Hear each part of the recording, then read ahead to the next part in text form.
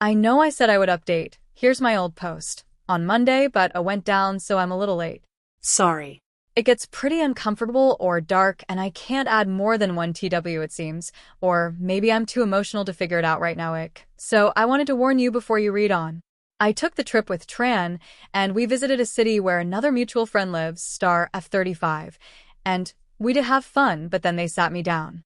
I didn't mention Mike at all during the trip, so they did. I won't bore you with the details of it, but they outlined basically everything that's happened, and then I told them what happened when we fought, and what he said. Star stared at me and asked if we broke up, and I said no. She just asked why. Then we broke down that I was feeling on the ropes, not able to sort out my thoughts, and his behavior and words kept me that way whether it was on purpose or not. So I headed home after our trip, determined to have the locks changed and to at the very least go on a temporary break with Mark. At least until I was sure what I wanted to do. I spent the whole ride back in knots, nervous about it to the point that we pulled over, so I wouldn't get sick in the car. But when I got home, it was worse than I thought. I had turned off my phone for the trip to not have to deal with Mark or my dad's family for a couple days and enjoy the silence. But I left him a note. My home was a mess. My side table was toppled over. I couldn't find the note. My lamp was broken in the trash can. The fridge was left open and more. I opened his messages, and it was an array of hurtful things calling me crazy, that I'm cracking, and this stunt is a petty shot at revenge after I got so upset he took a trip to have space. He said he was running out of patience and no man would ever endure such blatant abuse from their GF if they didn't love her. To come home and let me love you, or he's done. I took a look around and just cried, but when I took a moment to calm down, I called to get THR locks changed. They're coming tomorrow, Wednesday, so in the meantime, I was keeping the deadbolt in. I pulled out my old camera that I used whenever someone would house sit for me, and I texted Mark that we need to take a break, sending him photos of what I found. I wanted to text him more and argue his points, like how he left without saying a word and went missing, but I did let him know about my trip and that my phone would be off. That I've asked for space, and he didn't listen, over and over. That I'm not mental, but he damn near drove me insane by smothering me and treating me like a child even after I've asked him not to. But as I drafted the message, he had already responded to my last message and saying I'm a broken person and hurt people, and I can't accept love anymore because of it, so take me off my paperwork because he won't be identifying my body after I go off a deep end and end myself. So I just said that he's been cruel like this for weeks now. So never mind about the break. We're broken up. Just leave me alone. He asked for a time to get his things, and we settled on one the next day, yesterday. So I spent all of Sunday night gathering his things into a laundry basket I don't care about, and when he came by, I gave it to him. He demanded to look around and make sure I didn't miss anything, and maybe it was the lack of sleep or just the insanity of just having to deal with all things from him, but I said sure, but then he has to leave for good. He looked around and took a photo of us I had framed and tossed it in the trash and asked if I was happy now. I said I didn't want to argue, that I was tired, and to please not make this difficult, and just leave.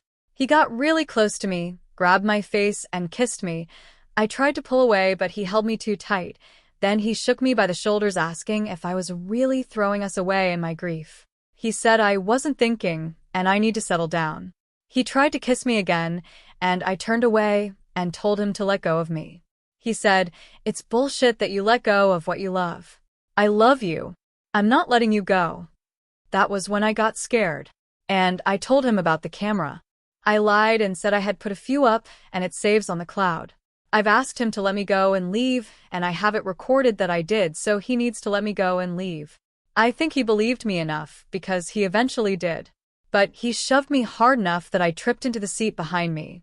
I wasn't hurt, but I was creeped out. He never has done anything physical like that against my will. As he left, I said, "Please leave the key on the banister." And he told me to go to hell. When I called into work, I told my boss that I broke up with Mark and he's now put hands on me, and I'm a little shaken and need a day off.